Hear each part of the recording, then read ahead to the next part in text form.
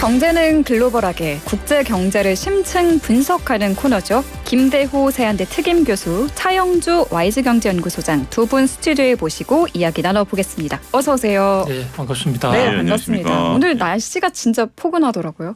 오늘은 좀 더운 느낌이 좀 맞아요. 드는 것 같아요. 얼마 전만 덥기까지 하더라도 이제 가을 복장을 했는데도 불구하고 음. 덥다라는 느낌이 좀 드는데 글쎄요, 뭐 빨리 겨울로 가긴 해야 되지만 네. 그래도 잠깐 이렇게 온기를 좀 전해주고 가는 것도 나쁘진 않다. 맞아요. 이렇게 생각을 좀 합니다. 괜히 반갑더라고요. 저는 그래서 반팔 입고 왔어요. 네.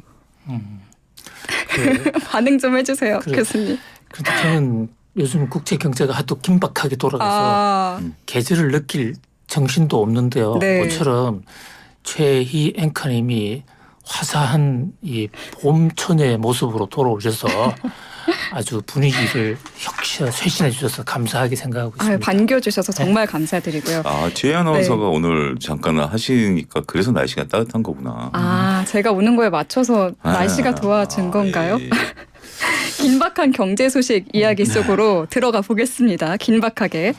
아시아나항공이 오늘 임시 이사회를 열고 화물 부분 사업 매각을 결정했습니다.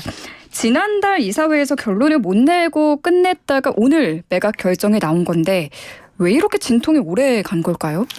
예, 그만큼 아시아나항공의 화물 부분 매각 문제가 대한항공이나 아시아나 또는 유럽연합이라는 그 유럽 국가 조직 등등의 큰 이슈가 되었기 때문인데요. 이번 사건의 본질은 대한항공이 아시아나를 통합, 흡수합병하겠다. 그런데 흡수합병을 하려면 이해관계가 있는 나라들의 공정거래위원회의 독점 해소에 관한 판정을 받아야 돼요. 네. 그런데 EU에서는 아시아나의 화물과 대한항공의 화물이 합쳐지면 그것은 세계를 위협하는 독점이 된다. 그래서 굳이 합병을 하려면 아시아나 항공의 화물을 팔든지 네. 합병을 포기하든지 이렇게 요구를 해왔거든요.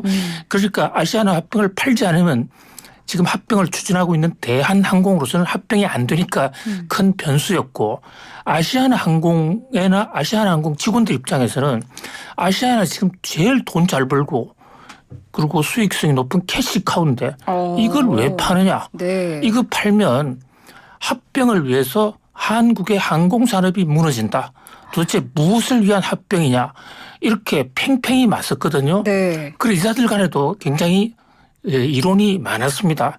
그래서 서로 자격 문제를 둘러싸고 서로 간의 갈등을 빚다가 7시간에 걸친 회의에서도 결론을 못 짓고 오늘 다시 속개가 돼서 천신만고 그때 아슬아슬하게 통과는 됐는데요. 네.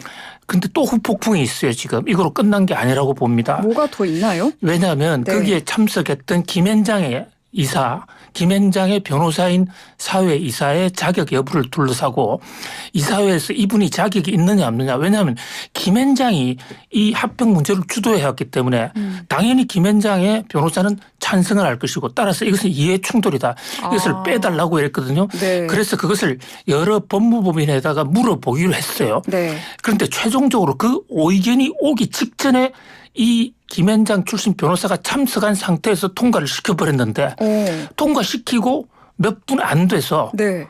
그 이사는 자진 철회하는 것이 맞다라는 의견이 온 겁니다. 자격이 없다. 자격이 없다라고까지는 표현하지 않고 여러 가지 자격이 없을 수도 있으니까 자진 철회하는 것이 좋겠다. 이런 애매모호한 의견서가 표결 이후에 나온 거예요. 네. 그래서 노조 같은 데서는 이건 원천 무효다. 이러고 있는데 일단은 통과됐으니까 이 통과된 걸 갖고 이제 유럽연합에 우리 아시아나항공 팔 테니까 승인해달라고 이제 주장을 할 거예요. 네. 근데 문제는 아시아나가 유럽만이 문제가 아니라 지금 가장 중요한 미국, 일본 공정당국의 심사는 시작도 안 됐어요. 갈 길은 상당히 멀다 이렇게 네. 볼 수 있습니다. 그러니까 미국과 일본도 승인을 해야지만 매각이 결정될 수 있는 거군요. 단 한 나라라도 반대하면 이 국제 간의 거대한 공룡들의 통합은 불가능합니다. 산 넘어 산이네요. 예, 근데 이게 지금 뭐 하나하나 지금 우리나라 입장에서는 안타까운 현상으로 벌어지는 거죠. 일단 영국 승인을 받기 위해서 우리가 영국에 슬롯을 내줬어요. 슬롯이라는 것은 뭐냐면 양국 간의 항공협정을 맺을 때 네. 서로 호혜평등 원칙에 따라서 우리가 대한항공 비행기가 영국공항에 7번 내리면 영국 비행기도 우리나라 인천공항에 7번 내린다. 서로 이렇게 하는 거거든요. 근데 이렇게 지금 아시아나하고 대한항공을 합치는 과정에 있어서 그러면 이 원칙이 깨지는 거다. 그래서 우리가 일부를 내줬거든요. 그렇게 해서 이제 영국 승인을 받은 거예요. 네. 그래서 이제 EU 승인을 받으려고 하니까 아시아나 쪽에 화물을 팔아라라고 해서 지금 이제 화물을 판 거죠. 근데 교수님 말씀하신 것처럼 아직 일본과 미국은 그들의 속내를 지금 드러내고 있지는 않는 거죠. 그러니까 하나하나 지금 이렇게 다 팔다리가 지금 잘려가고 있는 상황. 지금 우리나라 입장에서 보면 아시아나와 대한항공이 우리나라 이제가 이제 키워온 굉장히 양대 산맥인데 네. 글로벌 영향력이라든지 이런 것들에 대한 뭐 그들 입장에서 보면 그러니까 이게 왜 이런 거냐라는 원인이 먼저 중요한 것 같아요. 만약에 우리가 합병이 당당하다라면 그래 그러면 우리 합병 안 하고 갈 수 있어라고 하는 건데 지금 산업은행과 대한항공의 대주주와의 이제 부분이 있어서 그들의 이해관계가 맞아떨어지는 것이고 이들이 합병을 안 하게 된다라면 네. 둘 다 상당히 지금 곤란한 입장에 처한다라는 것을 상대방이 안 거거든요. 이러다 보니까 지금 이제 다소 무리한 요구를 하게 되는 거고 그렇군요. 그 무리한 요구를 네. 이쪽에서 받아들이는 것을 일본과 미국이 지금 보고 있는 거거든요. 그렇게 된다라면 이게 과연 우리나라 항공 산업을 단순하게 발전시키려고 하는 것이냐 네. 아니면 대한항공과 산업은행 간에 있어서의 이해관계를 관철시키기 위한 것이냐 그러면서 막대한 것을 지금 현재 손해보려고 하는 것이냐 이 부분을 봤을 때는 네. 안타깝게 지금 흘러가고 있다 말씀드릴 수가 있겠습니다. 그럼 미국과 일본이 또 그 유럽 연합까지 기업 결합 승인을 반대할 경우에는 결합이 무산될 수도 있잖아요. 그렇죠. 근데 지금 이 산업은행과 대한항공은 무산되면 안 됩니다. 이게 제가 극단적으로 표현한 건데 그것을 조금 우려하고 있는 거죠. 왜냐하면 지금 이제 대한항공 같은 경우 형제 간의 싸움 속에 있어서 지금 이제 현 회장의 지분 구조라든지 이런 것들을 봤을 때 산업은행이 그쪽 손을 지금 들어준 상황인데 네. 만약에 이게 결합 심사가 좀 난항을 겪게 되면 산업은행 지분을 또 다른 데 팔 수밖에 없는 거 아니겠습니까? 그렇게 된다면 현재 지금 형제 간의 싸움에 있어서 지금 현재 그 회장의 지위 이런 부분들이 곤혹스러운 부분들이 되고 있다라는 거고 여기에 또 다양한 뭐 펀드들이라든지 이런 것들까지 이제 경영권을 이제 둘러싸고 문제들이 복잡하게 되면 네. 이 문제는 일파만파 퍼질 가능성이 있고 그렇다면 협상이라는 게 그렇잖아요. 상대방의 아킬레스건이 드러난 이상 그 아킬레스건을 좀 이 약육강식의 세계에서는 철저하게 물고 늘어질 수밖에 없는 네. 이런 현상이다라고 말씀드릴 수 있겠습니다. 이게요. 미국과 일본이 더 유럽연합보다 더 큰 요구를 할 텐데 그렇게 되면 대한항공은 아시아나를 공중 분해해서라도 요구를 다 들어줄 겁니다. 지금 차영수 박사님 말에 100% 동의를 하는데요. 네. 그러면 그 요구라는 게 예를 들면 LA나 뉴욕 가는 그 항공권에 우리 내릴 수 있는 운항권 이런 걸 막 내주는 겁니다. 그런데 우리나라가 지금 보십시오. 우리나라는 육로로 어디 갈 수 없는 나라입니다. 비행기 아니면 배 밖에 없는데 네.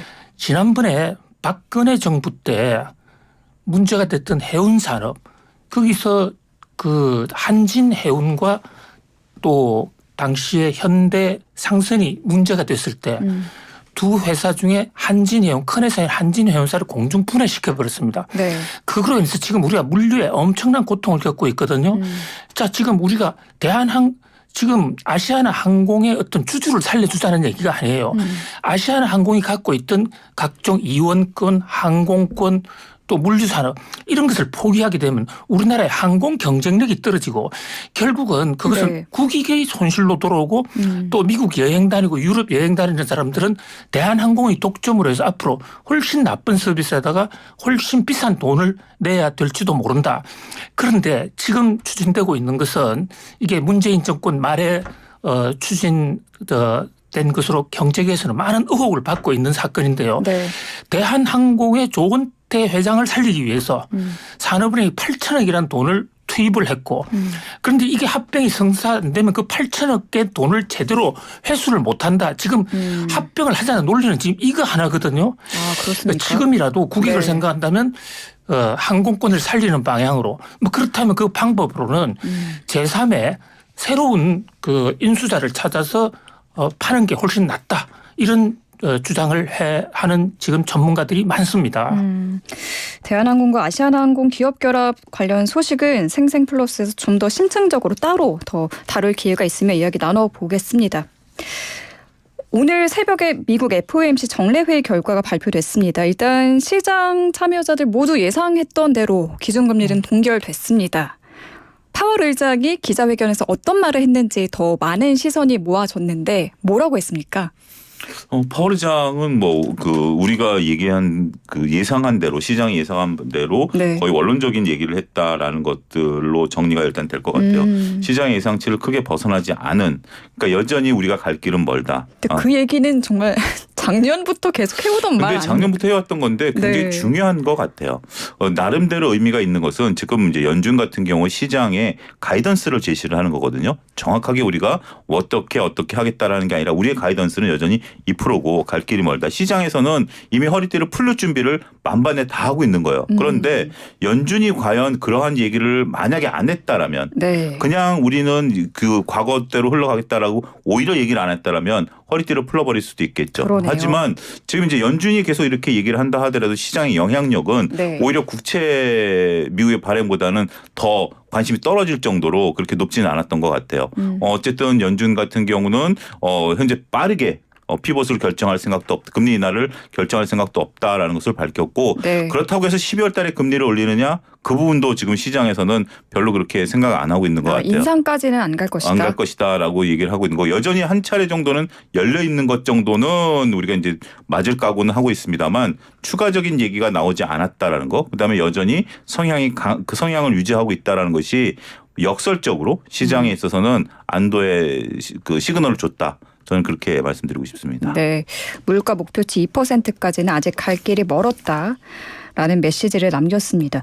또 눈여겨볼 만한 워딩이 미국 경제에 대해서 9월에는 견고하다라는 표현을 썼는데 이번에는 강한 경제라는 더 강한 표현을 썼습니다. 미국의 3분기 경제 지표가 상당히 좋았잖아요. 그렇습니다. 거의 5%대 경제 성장률 우리나라 지금 1.4% 목표 달성할까 말까인데 네. 미국 같은 덩치 큰 나라에서 5%라는 것은 호황도 보통 호황이 아닌 과열이라는 얘기가 나올 수가 있습니다.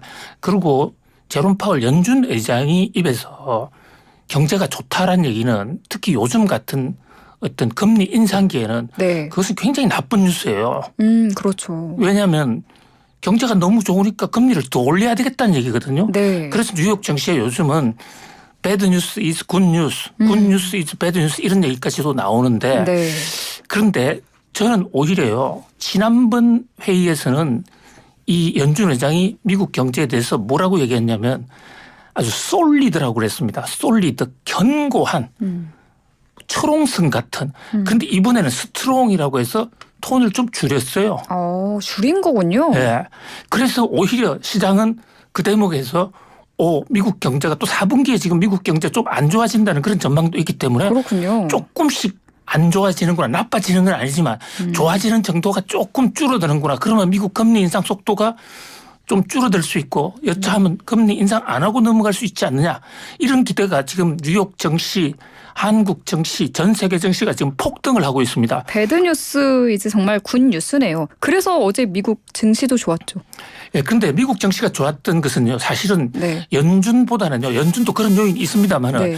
연준이 똑같은 거의 비슷한 톤으로 하다 보니까 보통 금강산도 처음 갈 때 굉장히 그 효과가 효용이 높지 두 번, 네. 세 번 똑같은 말하면 무뎌져요. 그렇습니다. 그래서 네. 절대로 남녀 간에도 너 사랑한다 말 이거 자꾸 하면 안 된다. 이게 제 지론인데요. 아니에요. 그건 많이 할수록 좋아요.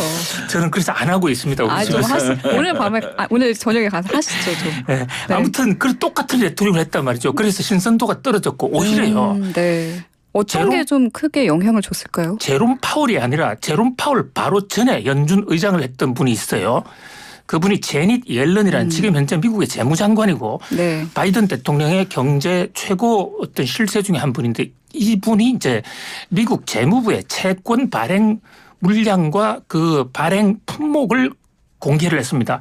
미국이 국채를 발행하는 게 이게 국채금리 올라가는데 사실 1등 원흉이거든요. 네. 정부가 자꾸 국채를 발행하니까 수요 공급의 균형을 깨뜨려 가지고 금리를 올린 거라고요. 그런데 이제 4분기에는 조금 물량을 줄이겠다. 그리고 특히 지금 문제가 된 게 10년물 국채인데 네. 10년물 국채를 33% 감축하겠다. 이게 국채금리 하락을 가져왔고 그동안 뉴욕 정치에서는 국채금리 때문에 이게 못 살겠다 했었는데 국채금리가 좀 떨어지니까 네. 그러다가 그 와중에 이제 제롬 파월 연준 의장도 뭐 특별히 강성 발언도 없어. 그렇다면 이제 금리 인상 끝나는 거 아니냐? 이런 기대가 그야말로 전 세계 정시를 폭발을 시키고 있는데요. 그런데 과연 그럴까? 끝날 때까지는 누구도 알 수가 없습니다. 사실 지난 상반기에도 너무 이제 끝났다. 금리 인하가 올 것이다 해서 주가가 엄청 올랐다가 또 떨어진 적도 있거든요. 네. 마지막까지 좀 깊이 있게 지켜볼 필요 있겠습니다. 긴장의 끈을 늦춰서는 안 되겠습니다. 일본도 좀 볼까요? 엔화 가치가 33년 만에 최저 수준이라고 해요. 지금 세계 많은 나라가 우리나라도 그렇고 미국도 그렇고 물가 잡겠다고 금리를 올리고 있는데 일본은 나홀로 마이너스 금리 유지하고 있거든요. 물가가 올라도 엔화 가치가 뚝뚝 떨어져도 금리를 올리지 못하는 일본의 속사정은 뭔가요? 일본 같은 경우 지금 그 물가가 올라간다 하더라도 지금 목표하고 있는 2% 지금 이제 일본은 다른 나라 대비해서 물가가 좀 그러니까 그 경제 속도가 좀 덜하다라는 거죠. 지금 최근에 가파르게 올라가고 있긴 합니다만 그런 것들 때문에 우리가 이제 그 목표 금리를 현재 고정으로 낮춰놨었던 거죠. 그런데 지금 이제 금리를 좀 변동을 시켰습니다. 금리 상단을 0.5%에서 이제 1%대까지 상단을 했고 1% 넘어가는 것도 일부 용인하겠다라고 일본 정부에서 이제 발표를 했어요. 근데 그 전에는 보다 강력한 정책이 나와서 일단 그 전에 있었던 YCC라고 하는 금리 그 변동폭을 네. 좀 더 확대할 것이다라고 봤었었는데 그거보다는 조금 예상보다는 덜하면서 그 전에는 이제 엔화가 상당히 이제 강세를 보이다가 이제 엔화가 약세를 보이게 된 그런 요소다라고 좀 말씀드릴 수가 있겠죠. 전반적으로 일본 경제가 지금 2%대 성장에 어느 정도 올라서고는 있어요. 근데 다른 거는 밑에서부터 내려오고 있는 건데 네. 일본은 지금 올라가고 있는 상태거든요. 그런 상태에서 일본이 자신들의 경제 그동안 오랫동안 침체되어 왔던 경제를 끌어올리기 위해서 노력을 하고 있고 그런 성과들이 좀 나타나고 있는 상태에서 그렇기 때문에 이제 글로벌 그 금리 격차가 네. 계속해서 이렇게 변동폭이 크게 유지되고 있는 요소가 되고 있다라고 말씀드릴 수가 있겠습니다. 아까 잠깐 말씀해 주신 것 같은데 그제 일본은행이 통화정책 발표했잖아요. 어떤 내용이었죠? 예, 일본 은행이 네. 미국의 FOMC와 같은 금융통화정책회의를 1년에 10번씩 여는데요. 네. 미국에 앞서서 열었어요.